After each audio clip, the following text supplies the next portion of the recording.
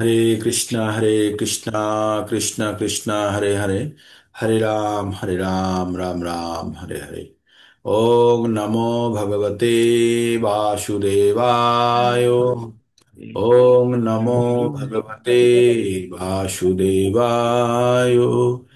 ओम नमो भगवते वासुदेवाय।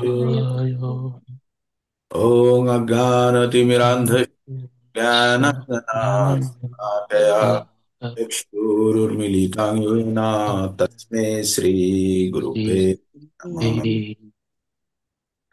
হরে কৃষ্ণা। তো আপনাদের সকলকে মিউট করে দিচ্ছি। যার মিউট করে দিচ্ছি বটে, কিন্তু আপনাদের কাছে অ্যাক্সেস থাকলেও আপনারা চাইলে আনমিউট করে কথা বলতে পারবেন না। তো আমরা ভগবদ গীতা ভগবদ গীতা প্রতিদিন পঠন করি, আজকেও তার অন্যথা হবে না, আমরা ভগবদ গীতা পঠন করব। ভগবদ গীতা কি? ভগবদ গীতা ভগবানের মুখনিসৃত বাণী। ভগবান অর্জুনকে, বিষাদগ্রস্ত অর্জুনকে কুরুক্ষেত্রে যুদ্ধক্ষেত্রে ভগবান এই অত্যন্ত গোপনীয় জ্ঞান প্রদান করেন। অত্যন্ত গোপনীয় এবং পবিত্র জ্ঞান প্রদান করেন। আর এই জ্ঞানের দ্বারা আ জ্ঞানী হয়ে বা উদ্বুদ্ধ হয়ে অর্জুন তার স্বীয় কর্তব্য বা নিজস্ব কর্তব্য পালন করেন। এবং একজন ভগবান ভক্ত হিসাবে যেটা করা উচিত তিনি সেটা করেন। এবং কি করেন তিনি? ভগবানের আদেশকে পালন করেন, তাই না? তো আমরা ভগবদ গীতা থেকে কি কি জানতে পারি? আমরা ভগবদ গীতা থেকে পাঁচটি বিষয় সম্বন্ধে জানতে পারি: ঈশ্বর, জীব, প্রকৃতি, সময় বা কাল, এবং অন্তিম বিষয়টি হচ্ছে কর্ম। প্রথম চারটি বিষয় সরাসরি ভগবানের দ্বারা নিয়ন্ত্রিত। প্রথম চারটি বিষয় সম্পূর্ণভাবে ভগবানের দ্বারা নিয়ন্ত্রিত। পঞ্চম বিষয় কর্মটি হচ্ছে যেটি, সেখানে আমাদের শুধু স্বাধীনতা আছে বা অধিকার আছে, আমরা কর্মটা করতে পারি। আর কর্ম তিন প্রকারের হয়: সকাম কর্ম, বিকর্ম আর অকর্ম। সকাম কর্ম যে সমস্ত কর্ম পুণ্য আনে, বিকর্ম যে সমস্ত কর্ম পাপ বয়ে আনে, আর অকর্ম যেটি কখনোই পাপ বা পুণ্য আনে না, এটি ভগবানের উদ্দেশ্যে কৃত কর্ম। তো আমাদের পুণ্য অথবা পাপ দুটোই বন্ধনকারী।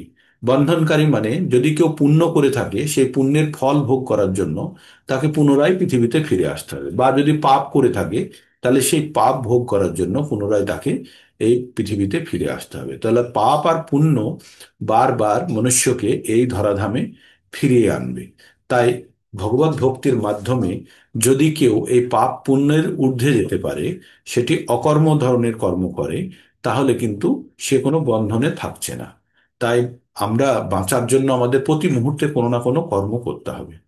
তাই প্রতি মুহূর্তে আমাদের যদি কর্ম করতে হয়, তাহলে পাপ আর পুণ্য সম্ভাবনা থেকে গেল। তাই বলছে আমাদের চরম উদ্দেশ্য যে কোনো কর্মেও আমরা যদি চরম উদ্দেশ্য ভগবানকে রাখি, তাহলে সেটি কখনো কোনো পাপ বা পুণ্য সঞ্চয় করে না। যেমনটি পদ্ম পাতা জলে থেকেও পদ্ম পাতার কখনো জলে ভেজে না, বা জল ওকে স্পর্শ করলেও জল ওতে স্থায়ী হয় না, তেমনি যদি কেউ অকর্মের মাধ্যমে ভগবানকে জীবনের চরম উদ্দেশ্য জেনে কেউ যদি কোনো কর্ম করে, তাহলে সেই কর্ম থেকে উৎপন্ন পাপ বা পুণ্য কখনোই তাকে আবদ্ধ করতে পারে না বা স্পর্শ করতে পারে না। আমরা এটা ভগবদ গীতার মধ্যে পঠন করেছি। তাহলে আমাদের এবার জানতে হবে, তাহলে আমাদের জীবনের পরম উদ্দেশ্য কি? জীবনের আমরা যারা জীবন্ত প্রাণী আছে তাদের আমাদের চারটে সমস্যা আছে আমাদের সঙ্গে সরাসরি। কি? জন্ম, মৃত্যু, জরা, ব্যাধি। যার জন্ম হয়েছে তার মৃত্যু হবেই, মানে এর থেকে চরম সত্য আর কিচ্ছু নেই। আর যারা জন্মগ্রহণ করেছে তারা একদিন বৃদ্ধ হবে, তারা অসুস্থ হবে, এবং অবশেষে তার মৃত্যু হবে। তার মানে প্রত্যেকবার আমরা যখনই জন্মগ্রহণ করব, প্রত্যেকবার আমাদের এই চারটে অধ্যায়ের মধ্যে, চারটে পরিবর্তনের মধ্যে দিয়ে যেতে হবে। কি? জন্ম, মৃত্যু, জরা, ব্যাধি। এর মধ্যে দুঃখ, কষ্ট, সুখ, কত ধরনের কি আছে। এবার কত ধরনের দুঃখ আমরা ভোগ করি? তিন ধরনের দুঃখ ভোগ করি। কি কি? আধ্যাত্মিক, মানে নিজের শরীর সংক্রান্ত, নিজের মন সংক্রান্ত যে কোনো ধরনের কষ্ট হলে আমি ভোগ করব, এটা অন্য কেউ ভোগ করবে না। এটা হলো আধ্যাত্মিক, হয় শরীর অথবা মন সম্বন্ধে যে কষ্ট, সেটাকে আধ্যাত্মিক। এটাকেই ত্রিতাপ বলা হয়।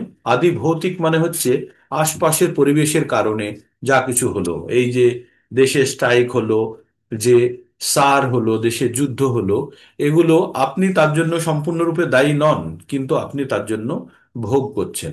যারা মনে করুন ওই কালকে দেখাচ্ছিল স্বরূপনগর দিয়ে চলে যাচ্ছে, যারা এখানে এসেছিল, তারা তো মানুষ, তাই না? তারাও তো কষ্ট করে, কিন্তু তাদের দেশ ছেড়ে আমাদের দেশে চলে এসেছে, তাই তারা ভয়ে চলে যাচ্ছে। কিন্তু আপনি যদি মানুষ হিসাবে, যদি দেশের বাউন্ডারিকে যদি না ভেবে আপনি যদি মানুষ হিসাবে ভাবেন, প্রত্যেকটা মানুষেরই বিভিন্ন ধরনের কষ্ট আছে, তাই না? তাদের কষ্ট তাদের জায়গায়, তারা এখানে এসে বসে গেলে তার জন্য আবার এখানে অন্য ধরনের সমস্যা, তাই না?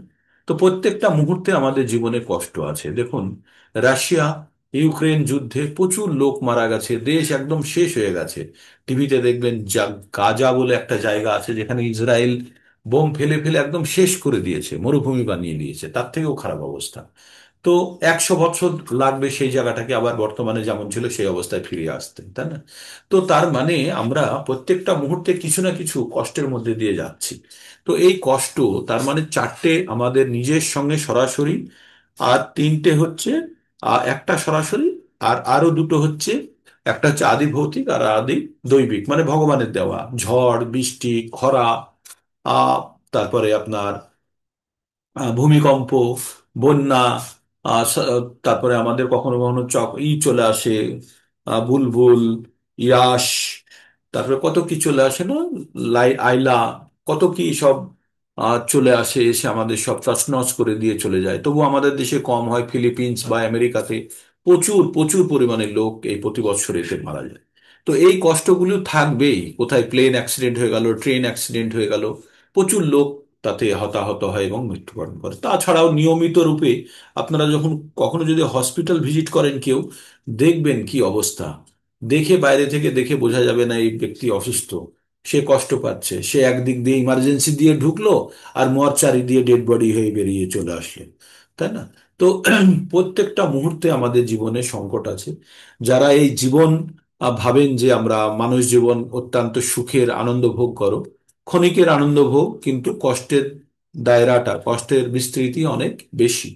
তাই প্রতি মুহূর্তে আমাদের জানতে হবে যে আমাদের জীবনে এই বারবার এরকম দুঃখ কষ্টের জ্বালা যন্ত্রণা থেকে মুক্ত হতে গেলে আমাদের ভগবানের শরণাপন্ন হতে হবে, এটা আমাদের প্রথম উদ্দেশ্য থাকে।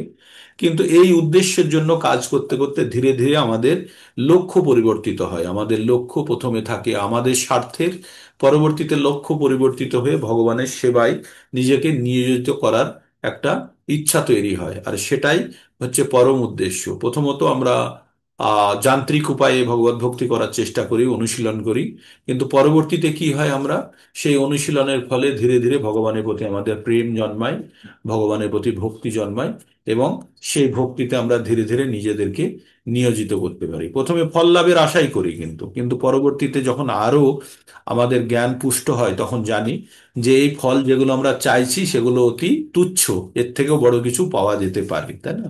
1 কোটি টাকা লটারি লেগে গেছে আপনার, সেই টিকিট দিয়ে আপনি 100 টাকা যদি নিয়ে নিন তাহলে বোকার মতোই কাজ হলো, তাই না? বা 10 টাকা যদি ভাঙিয়ে নিন তাহলে বোকার মতোই কাজ হলো, কারণ ওটার দাম অনেক বেশি। তাই আমরা ভৌতিক জীবনে কোনো কিছু পাওয়ার জন্য প্রথমে ভগবান বা দেবতাদের কাছে যাই, কিন্তু ধীরে ধীরে ধীরে ধীরে যখন জানতে পারি যে যেগুলো আমি পাচ্ছি সেগুলো খুব ক্ষণিকের, এর থেকেও বড় কিছু পাওয়া যেতে পারে, তখন কিন্তু আমরা তখন কিন্তু আমরা জানতে পারি যে আমাদের অ্যাকচুয়ালি আমরা কি পাওয়ার যোগ্য, তাই না?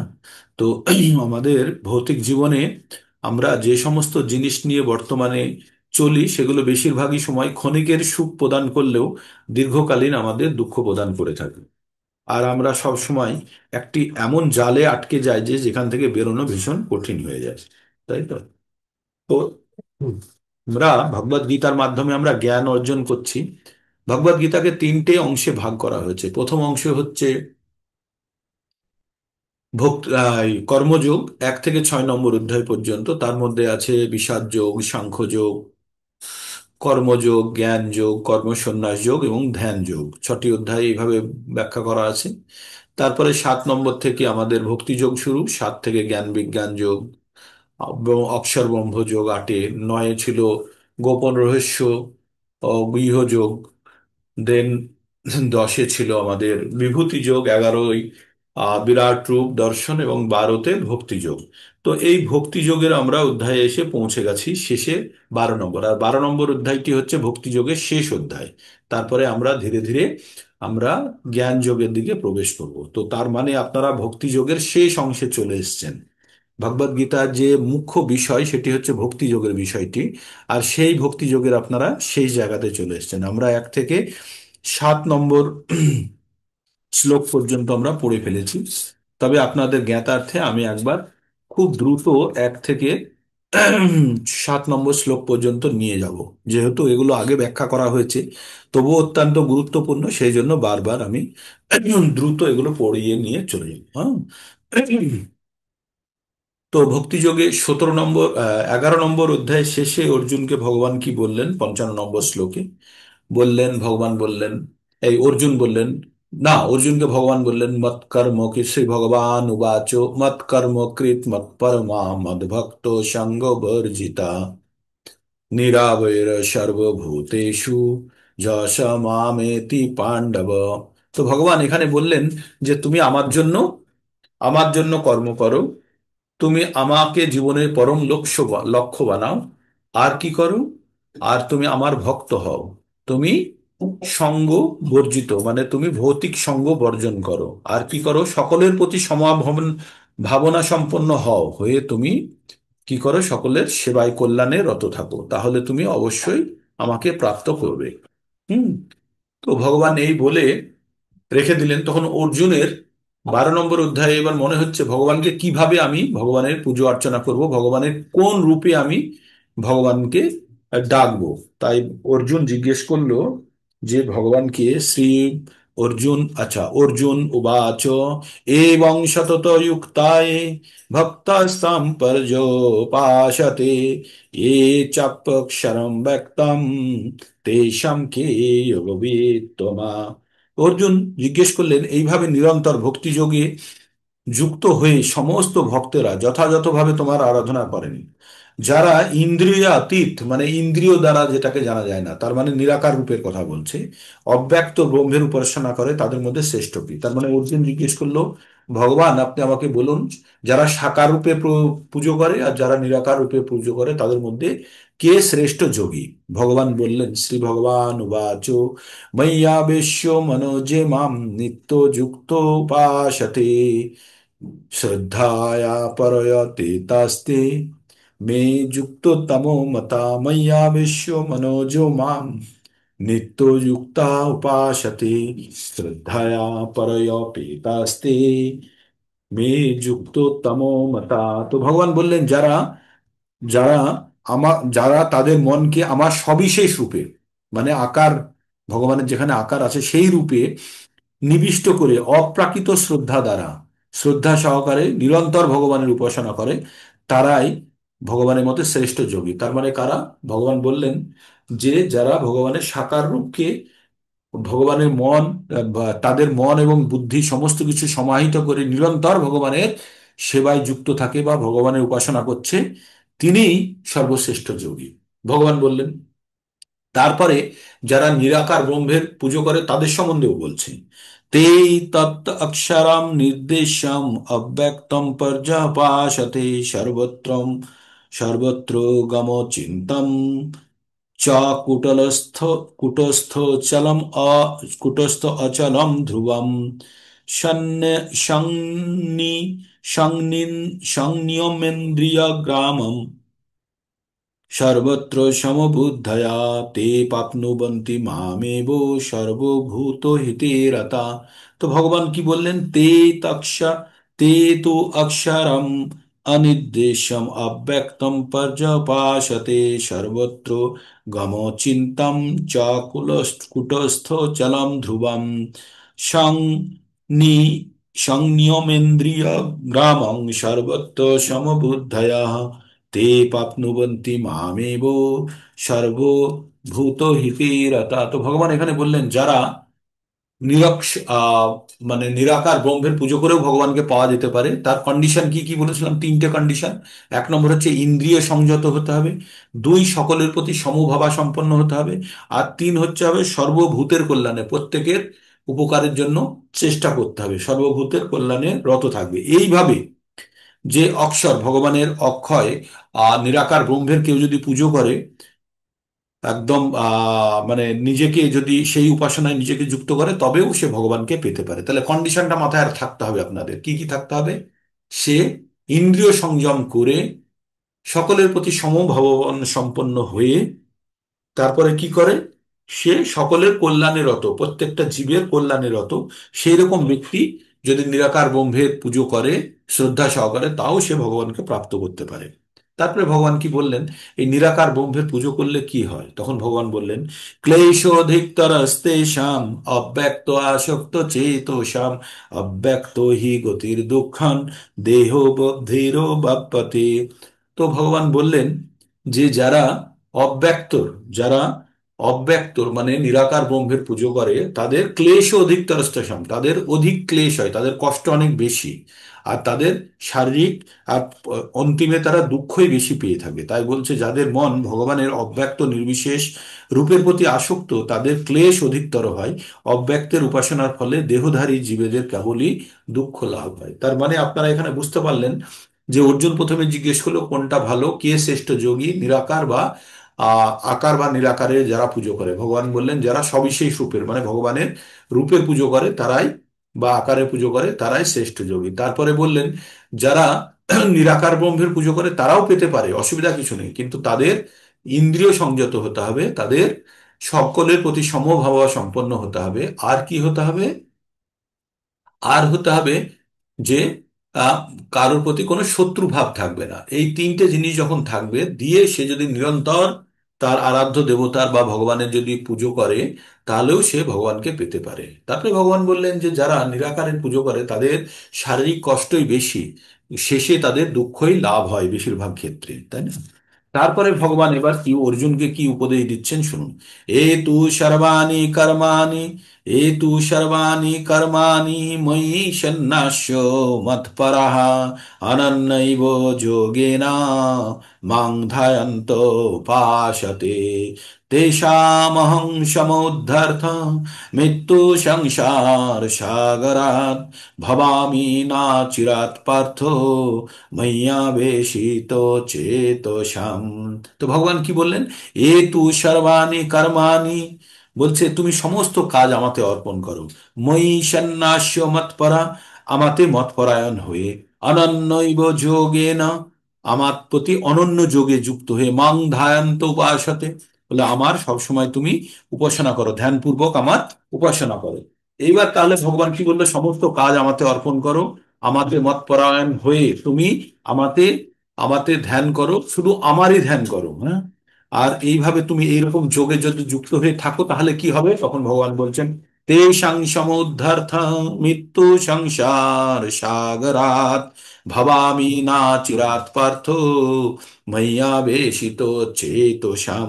ভগবান তখন বললেন, এইভাবে যারা আমার উপাসনায়, যারা আবিষ্ট চিত্তে, যারা মগ্ন হয়ে আছে, সমস্ত ভক্তদেরকে আমি মৃত্যুময় এই সাগর থেকে আমি তাদেরকে উদ্ধার করি।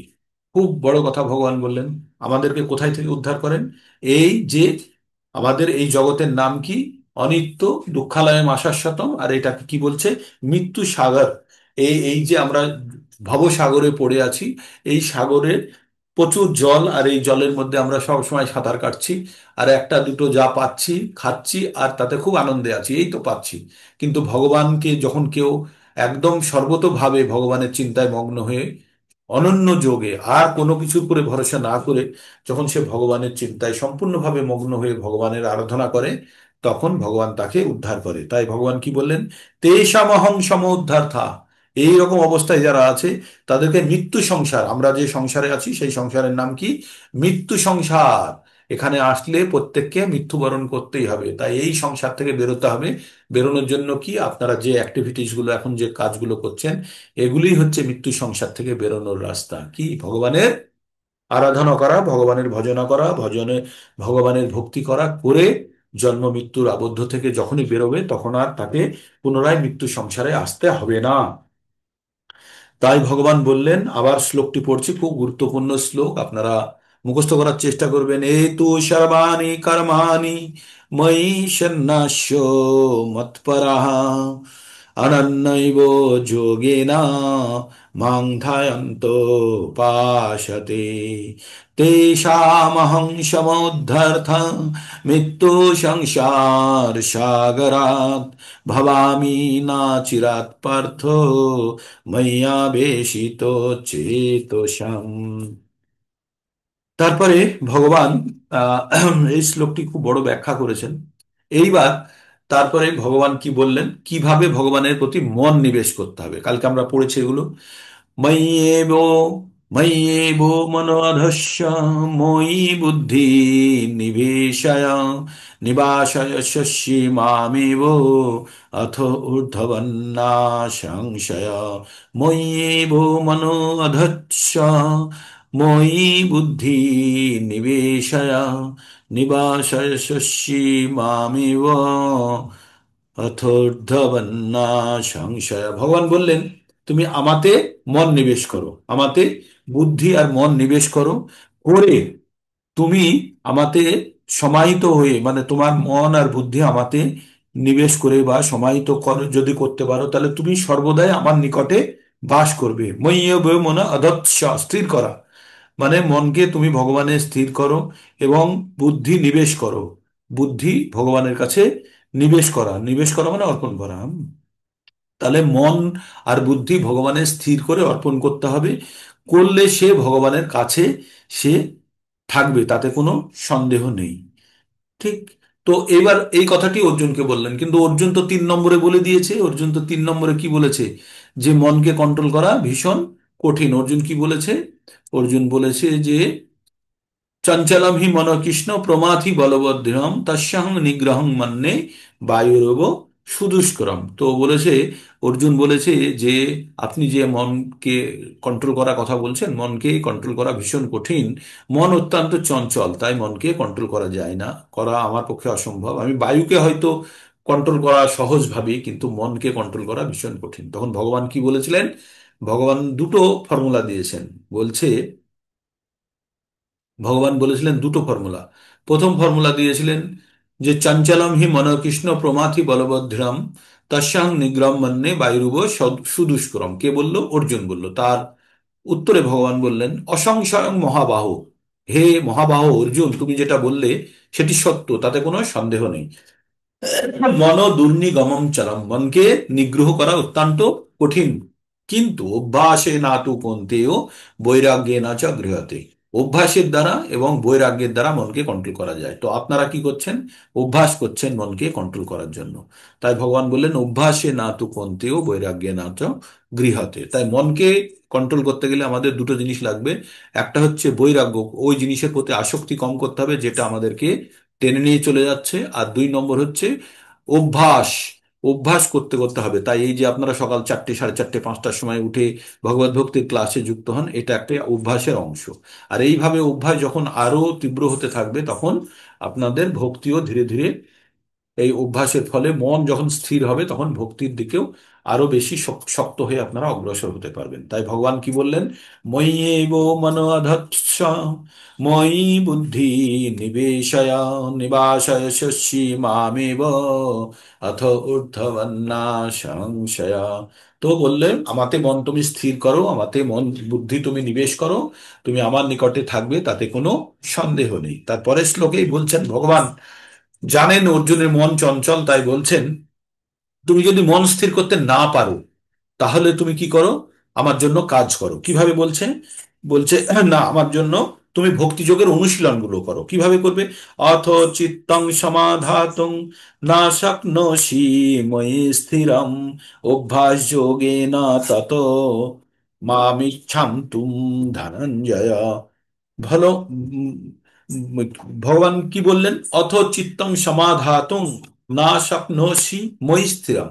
তুমি যদি আমাতে মন স্থির করতে না পারো, আমাতে যদি মন সমাহিত না করতে পারো, তাহলে কি হলো? অভ্যাস যোগেন তত মাম ইচ্ছাপ্তুম ধনঞ্জয়। হে ধনঞ্জয়, তুমি আমাকে অভ্যাস যোগের দ্বারা প্রাপ্ত করার চেষ্টা করো। এই যে আমরা যেগুলো করছি, আমাদের মন তো চঞ্চল, আমাদের মন এখানে ওখানে ছুটে বেড়ায়। তাই আমরা যেটা করছি, আমরা অভ্যাস যোগের চেষ্টা করছি। এই যে মালা জপ করা, এটা একটা অভ্যাস যোগ। হ্যাঁ, এই যে সকালে উঠে ভগবত ক্লাস করা বা জপ অনুষ্ঠান, মঙ্গল আরতি করা, এগুলো সব অভ্যাসের যোগের কথাই পড়ছে। তো এগুলোর মাধ্যমে কি হবে, আমাদের মনের শুদ্ধিকরণ হবে, ভগবানের প্রতি প্রেম বাড়বে। এবং যদি প্রেমও যদি না বাড়ে, এই অভ্যাস যোগের মধ্যে থাকতে থাকতে কি হবে, আমাদের মধ্যে এটা এত শক্তিশালী হয়ে প্রকট হবে যে মৃত্যুর সময় আমরা কিন্তু তখন ভগবানকে স্মরণ করতে পারবো, যদি আমরা এই রকম অভ্যাস যোগে থাকি। আর মৃত্যুর সময় যদি ভগবানকে স্মরণ করি, তাহলেও কিন্তু আমাদের লাস্ট অপশানেও কিন্তু আমরা ম্যাচ জিতে যাব। সেটা কি? সেটা হচ্ছে অন্তকালে চ মামেব শরণ মুক্তা কলেবরম যো প্রয়াতি সমদ ভাব ইয়াতি নাস্তত্র সংশয়। 8.5-এ ভগবান বলছেন, মৃত্যুর সময়তেও যদি কেউ ভগবানকে স্মরণ করতে পারে, তাহলেও কিন্তু সে ভগবানের ধাম প্রাপ্ত করবে, ভগবানের ভাব প্রাপ্ত করবে। তো এই যে আমরা অভ্যাস যোগ করছি, এই অভ্যাস যোগের মধ্যে যদি আমাদের ভক্তি তীব্র রূপে যদি প্রকট নাও হয়, এই অভ্যাস যোগের কারণেই আমাদের কারণে অকারণে এই যে মুখ দিয়ে বেরিয়ে চলে আসে না হরে কৃষ্ণ, ফোন তুললে আমরা হরে কৃষ্ণই বলি। তো এটা অভ্যাস যোগ হতে হতে আমরা যখনই কোনো বিপদ বা কোনো কিছু হচ্ছে, অ্যাবনর্মাল কিছু হচ্ছে, সঙ্গে সঙ্গে ভগবানকে আমরা স্মরণ করে ফেলছি। তো মৃত্যু সব থেকে বড় অ্যাবনর্মাল ঘটনা। যখন মৃত্যু আসবে তখন তো আমরা অবশ্যই ভগবানকে স্মরণ করে ফেলতে পারবো।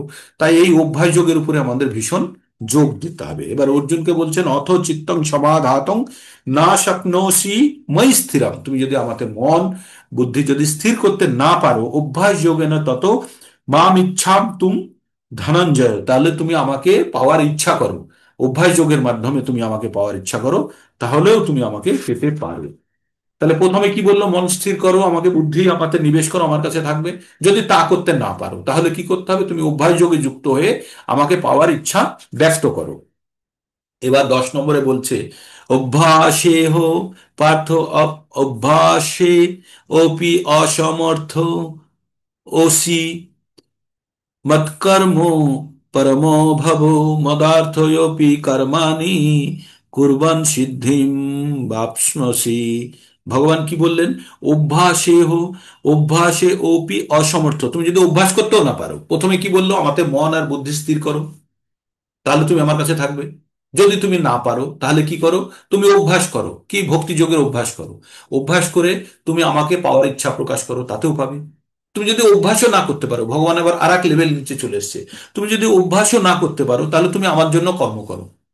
তার মানে যারা ভক্তি করতে পারে না, তারা কিন্তু পুজোর জন্য এই করছে সেই করছে, ভগবানের জন্য এই চাঁদা কালেকশন, এই প্যান্ডেল লাগানো, এগুলোও কিন্তু ভগবানের জন্য কর্ম, এগুলো ভগবানের উদ্দেশ্যে কৃতকর্ম। তাই ভগবান বলছে, প্রথমে তুমি আমাতে মন আর বুদ্ধি স্থির করো। এই জায়গাটা বুঝে নিন, মন আর বুদ্ধি স্থির করো, প্রথমে বললেন ভগবান কি, আমাতে মন আর বুদ্ধি স্থির করো, তাহলে তুমি আমার নিকটে বাস করবে। যদি সেটা না করতে পারো, তাহলে তুমি অভ্যাস যোগ করো, অভ্যাস যোগের দ্বারা তুমি আমাকে পাওয়ার ইচ্ছা প্রকাশ করো, তাহলেও তুমি পাবে। যদি সেটাও না করতে পারো, ভক্তি যোগের অভ্যাসের কথা বললো, যদি সেটাও না করতে পারো, তাহলে কি করতে বললো ভগবান? ভগবান বললেন এবার, তুমি অভ্যাস যদি সেটাও না করতে পারো, তুমি আমার জন্য কর্ম করো, মানে ভগবানের জন্য কর্ম করতে বললো। মানে ভক্তির থেকে ভগবানের জন্য এবার কর্ম করতে বললো, মানে একটু একটু করে গ্রেড নিচে নামাচ্ছে।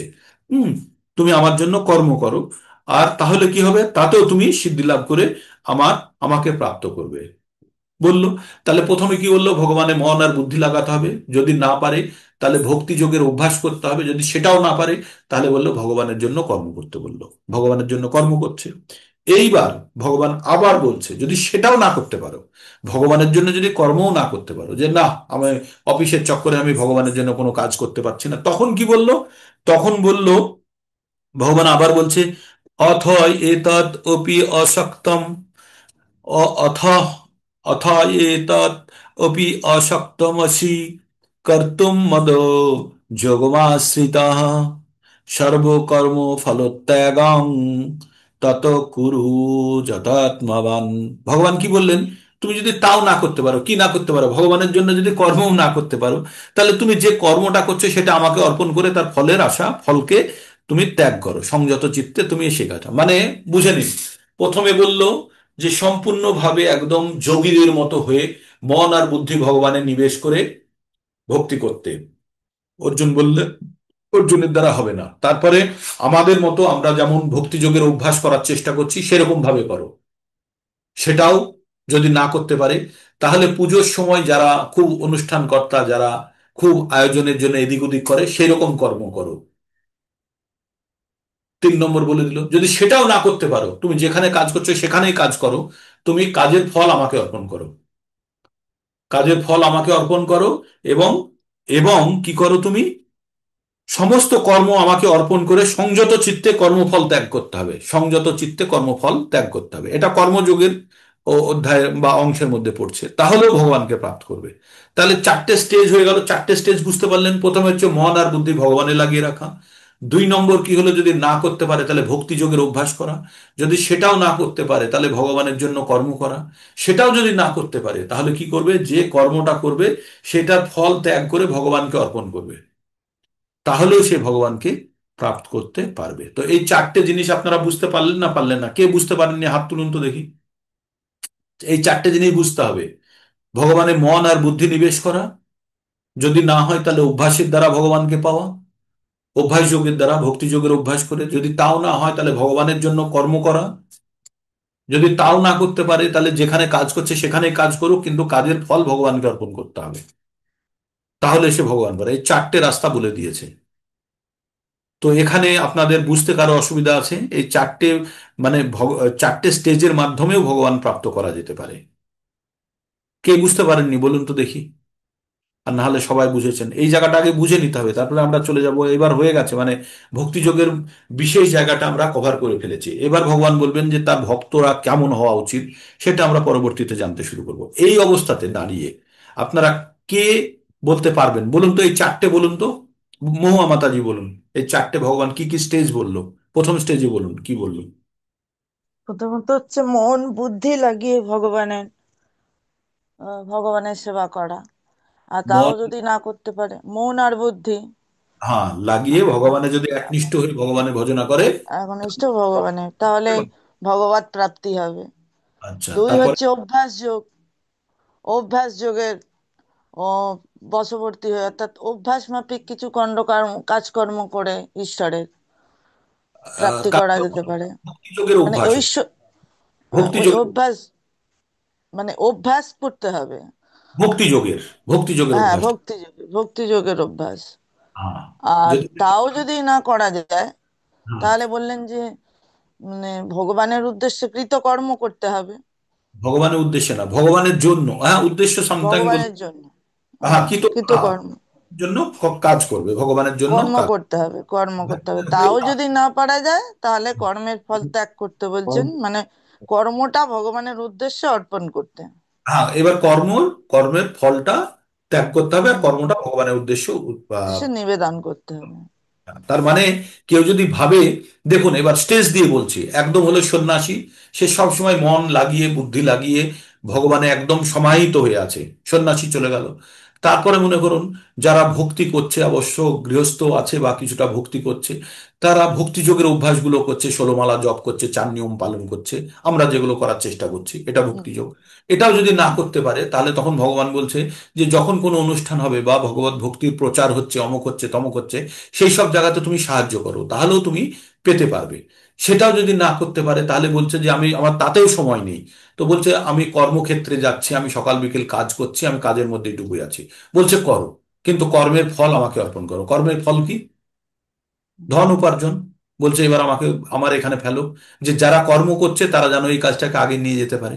তাহাই বলছে যে তুমি কর্মের ফল আমাকে অর্পণ করো, কর্মফল তুমি ত্যাগ করো, করলেও তুমি আমাকে পাবে। তার মানে ব্রাহ্মণের মতো কাজ যদি কেউ করে সেটাতেও পাবে, কেউ যদি ক্ষত্রিয়র মতো কাজ করে সেটাতেও পাবে, কেউ যদি বৈশ্যর মতো কাজ করে সেও পাবে, শূদ্রের মতো কাজ করে সেও পাবে। কিন্তু শেষে তাদের চরম উদ্দেশ্য যদি ভগবান থাকে তবেই পাবে। যদি চরম উদ্দেশ্য ভগবান না থাকে, সে যতই অনশন করুক 26 দিন সিঙ্গুরে, ভগবান প্রাপ্তি হবে না তাতে।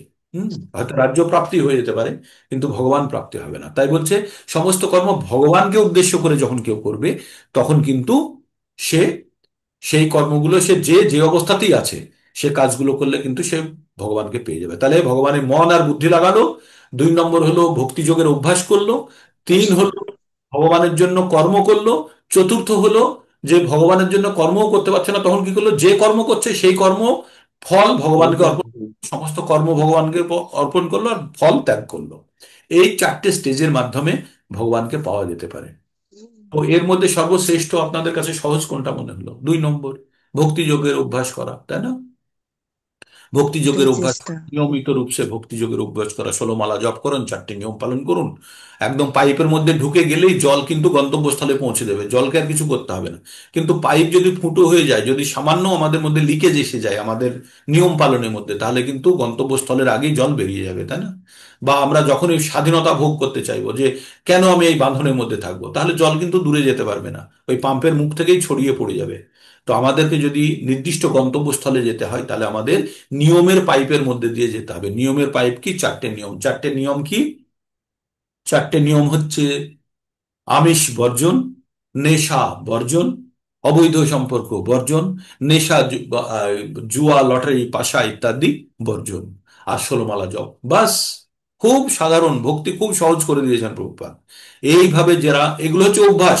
এখানে মনের যদি কনসেন্ট্রেশন নাও আসে তাও হবে, কারণ এটা অভ্যাস যোগের কথা বলেছে, ভক্তি যোগের অভ্যাস। 4টে নিয়ম পালন করা, পাইপের মধ্যে থাকা, পাইপের মধ্যে জল যাই করুক উপর দিকে আসতে, ওকে ধাক্কা মেরে অটোমেটিক ঠিক গন্তব্যস্থলে পৌঁছে দেবে, দেবে তো। তো তেমনি আমাদেরকেও ভাবতে হবে, আমরা যদি এই ভক্তিযোগের এই অভ্যাসের মধ্যে থাকি, অটোমেটিক আমরা গন্তব্যস্থলের দিকে গিয়ে পৌঁছবো। তো এতদূর পর্যন্ত আপনাদের সকলে সকলে বুঝতে পারলেন? এই জায়গাটা বোঝার খুব প্রয়োজন ছিল। সকলে বোঝা গেছে না যায়নি? কে বুঝতে পারেননি এবার হাত তুলুন তো।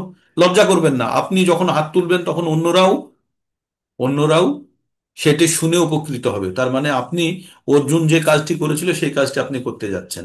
ঠিক আছে? তাই কখনো ভাববেন না যে আপনি প্রশ্ন করছেন মানে আপনি জানেন না। আপনি না, অনেকেই জানে না কিন্তু লজ্জায় প্রশ্ন করে না, কিন্তু তারা উপকৃত হয়। তাহলে কখনো কখনো জেনেও হাত তুলতে পারেন অন্যকে সাহায্য করার জন্য।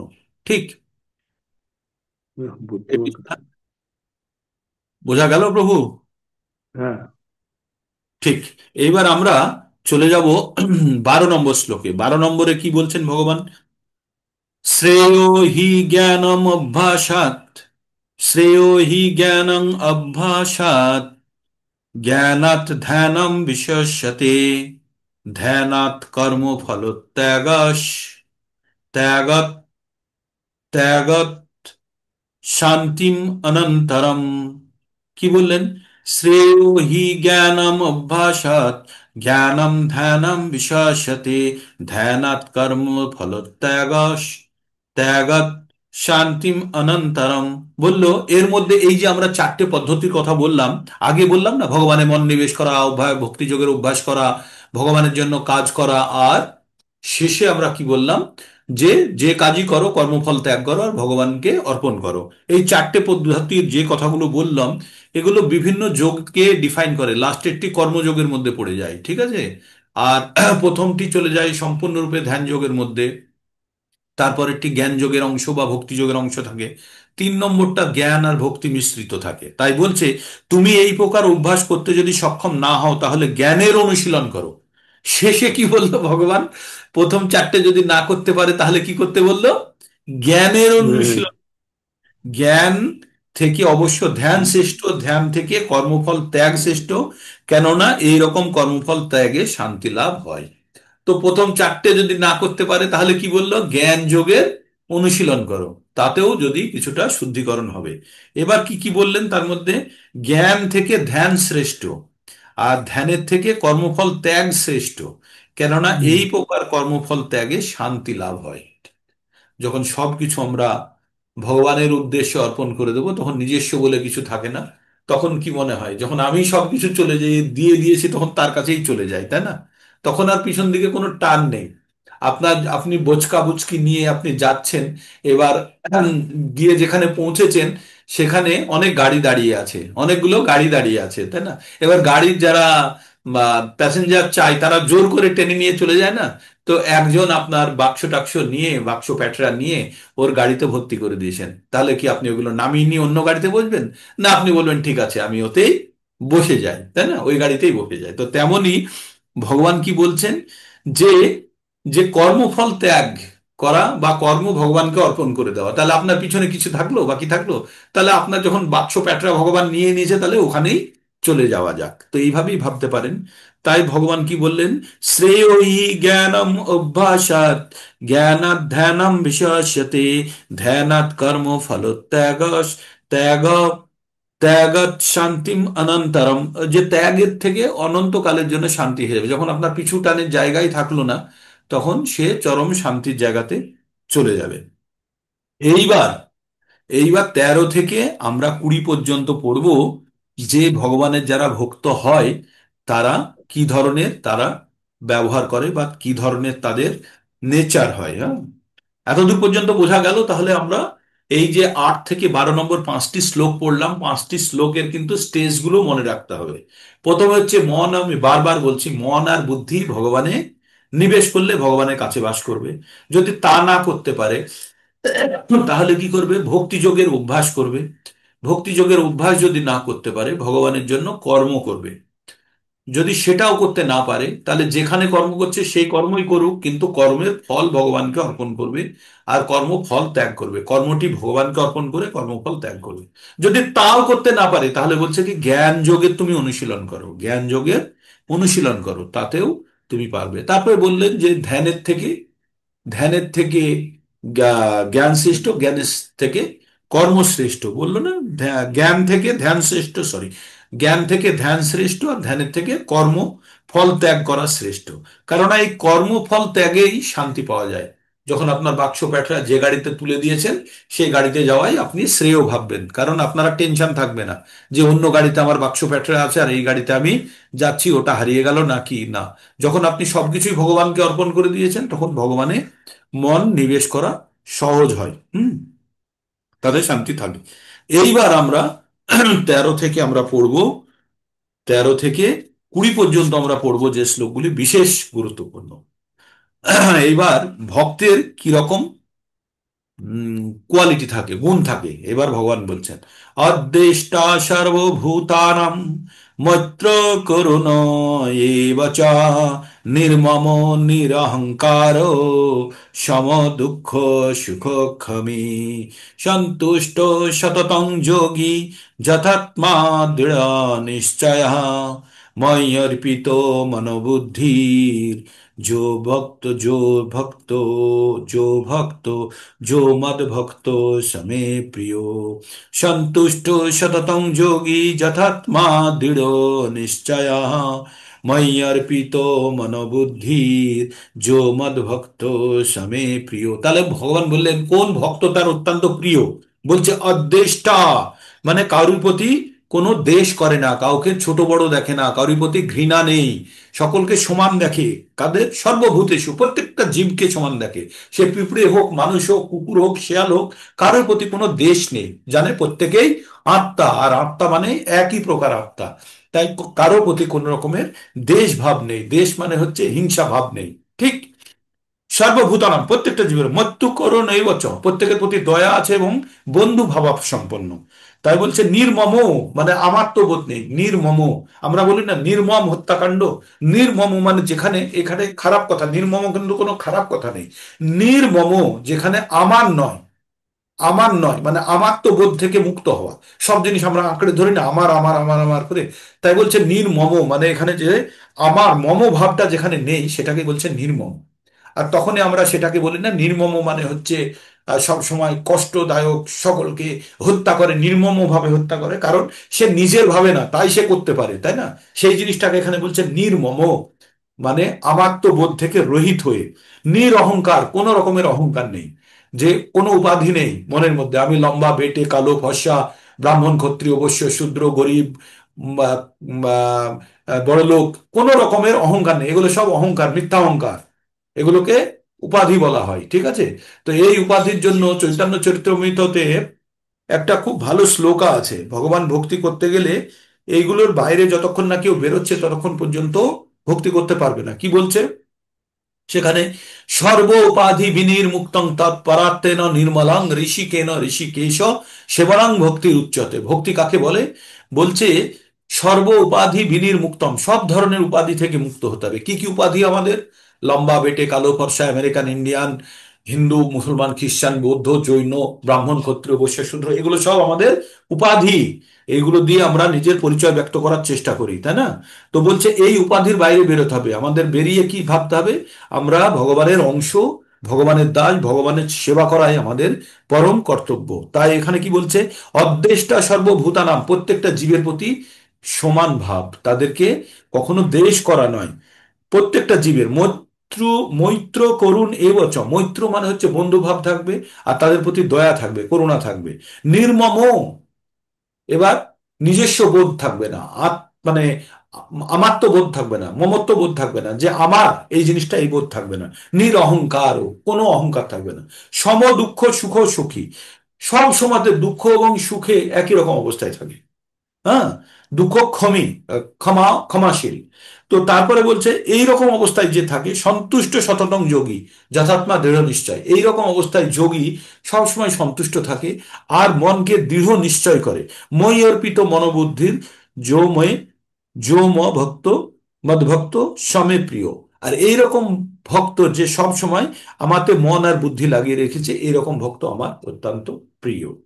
তো ভগবানের কাছে প্রিয় হতে গেলে কি বললো, যিনি সমস্ত জীবের প্রতি দেশ শূন্য, বন্ধু ভাবাপন্ন, কৃপালু, মমত্ব বুদ্ধি শূন্য, মমত্ব বুদ্ধি শূন্য, নিরহংকার, সুখে দুঃখে সমভাবা সম্পন্ন, ক্ষমাশীল, সর্বদা সন্তুষ্ট, সর্বদা ভক্তিযোগে যুক্ত, সংযত স্বভাব, দৃঢ় সংকল্প, যার মন ও বুদ্ধি ভগবানে অর্পিত, তিনি ভগবানের প্রিয় ভক্ত। সুন্দর না? এগুলো মুখস্থ করতে পারেন এই শ্লোকটি।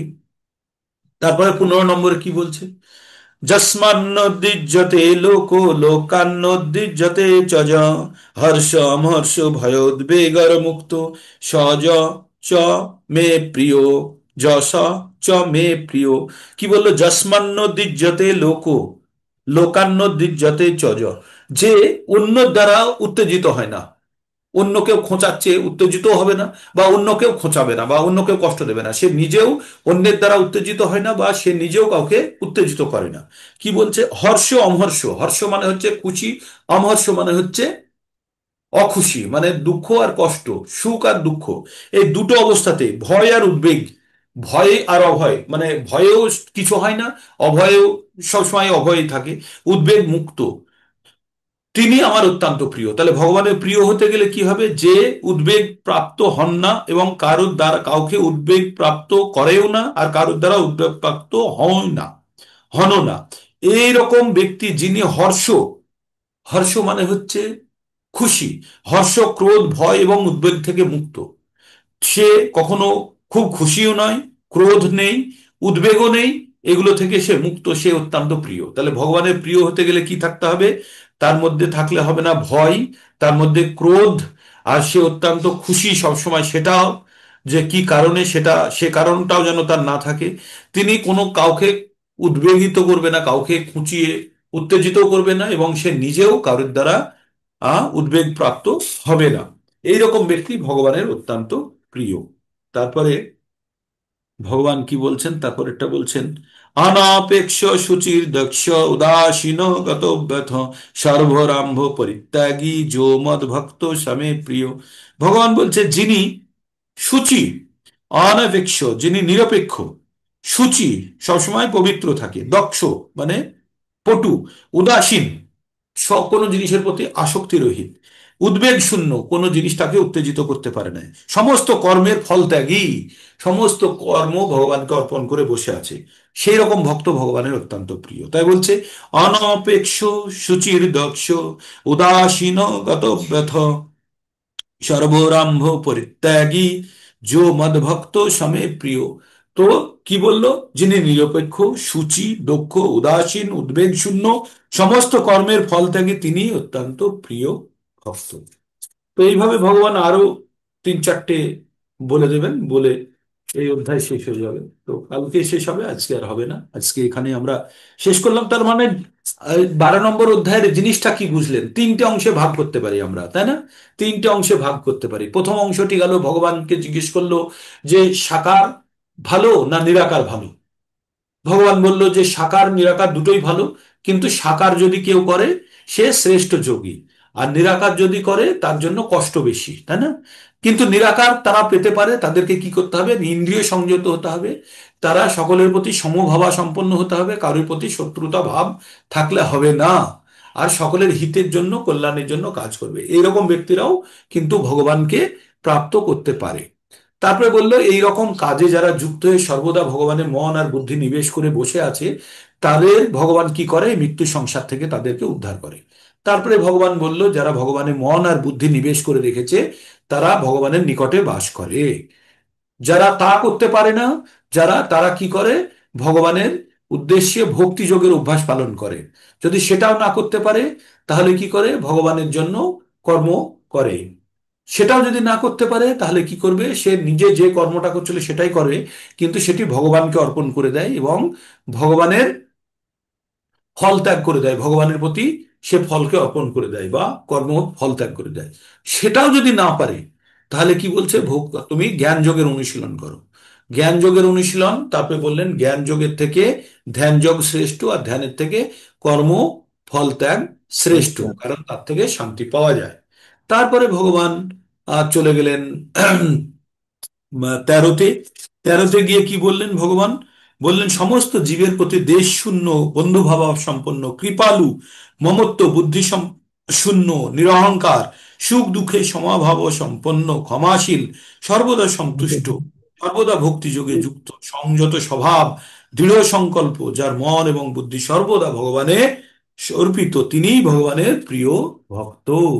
যে কারোর দ্বারা উত্তেজিত হয় না, কাউকে উত্তেজিত করে না, সেও ভগবানের, আর খুশি অখুশিতে একই থাকে, ভয় এবং ক্রোধ শূন্য, সেও ভগবানের প্রিয় ভক্ত। যে নিরপেক্ষ, যে সর্বদা পবিত্র, দক্ষ, উদাসীন, উদ্বেগ শূন্য এবং সমস্ত কর্মের ফল ত্যাগী, তিনিও ভগবানের প্রিয়। তারপরে 17 নম্বর থেকে কালকে হবে। আজকে এখানে হলো। আপনারা ক্যামেরা অন করুন। আর আর একটা কথা বলি, আমি কয়েকদিন আমরা বাইরে থাকবো, তো কখনো কখনো ক্লাস আমি কন্ডাক্ট করতে পারবো না। মঙ্গল আরতির অনুষ্ঠান যেভাবে হয় সেভাবে হবে, এবং আপনাদের মধ্যে কেউ ভগবদ গীতা শ্লোক পঠন করতে হবে এবং তার ব্যাখ্যাটা পড়তে হবে, বাস এইটুকু যদি করতে পারেন তাহলেও হবে।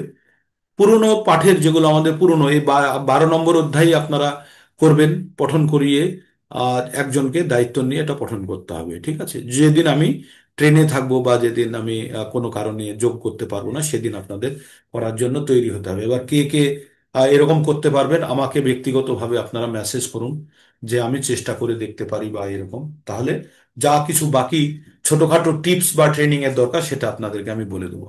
যারা যারা ভলেন্টিয়ার আছেন তারা তারা আমাকে আর মনমোহন প্রভুকে মেসেজ করেন। মনমোহন প্রভু থাকবে না সেই জন্য। আর মঙ্গল আরতির অনুষ্ঠানের জন্য আমি শতরূপা দেবীদাসী মাতাকে যে দিয়ে দেবো, উনি পুরোটা করাবেন আপনাদেরকে সঙ্গে নিয়ে, অংশ অংশ ভাগ করে দেবেন, যে কে কবে কোন অংশটা করবে সে বলে দেবেন। ঠিক আছে? একদিন দুদিন এরকম কেস হবে, বাকি টাইম আমি থাকবো। ঠিক। তো এই চ্যাপ্টারটা ভালো লাগলো, বুঝতে পারলেন? চ্যাপ্টার মোটামুটি শেষ হয়ে গেছে। আমি বারবার বারবার এই চ্যাপ্টারটা, এই রেকর্ডিংটা আপনারা বারবার শুনবেন। ওই ভক্তিযোগের মেন জায়গাটা যেটা না, 4:08 থেকে 12 পর্যন্ত আমি বারবার অন্তত, আজকে অন্তত 7-8 বার বলে দিয়েছি। হুম। প্রভুজি, বলুন। হ্যালো, বলছি যে নির্বিশেষবাদীদের যে তিনটে কোয়ালিটিস বললেন, সেটা সবিশেষবাদীদের সঙ্গেও তো মিল খায়। ইন্দ্রিয় সংযম। ওগুলো তো আপনারা করছেনই, কিন্তু নির্বিশেষরা যদি এই জিনিসটাও করে থাকে, নিরাকার ব্রহ্মের যদি আরাধনা করার সময় যদি ইন্দ্রিয় সংযম, সকলের প্রতি সমভাবা সম্পন্ন এবং অন্যের প্রতি শত্রুতা রহিত অবস্থায়, যদি তারাও যদি নিরাকার ব্রহ্মের জন্য চরমভাবে ভক্তিযোগ, তারাও যদি নিরাকার ব্রহ্মের জন্য যদি ভক্তিযোগে আবদ্ধ থাকে, তারাও ভগবানকে পেতে পারে, পেতে পারে। আর আমাদের ভক্তিযোগের অনুশীলনের মাধ্যমে এগুলো এগুলো যে ভক্তিযোগে থাকবে, মানে নর্মাল তাদের হয়ে যাবে, কোয়ালিটিস হয়ে যাবে।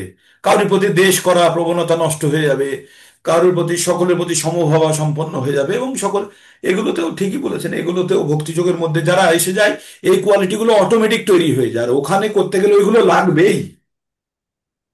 ওইখানে ওগুলো প্রধান, আর এখানে ভক্তিযোগের অনুশীলন করতে গেলে গেলে এগুলো আস্তে আস্তে ধীরে ধীরে চলেই আসে। ঠিক। আর কারো কিছু?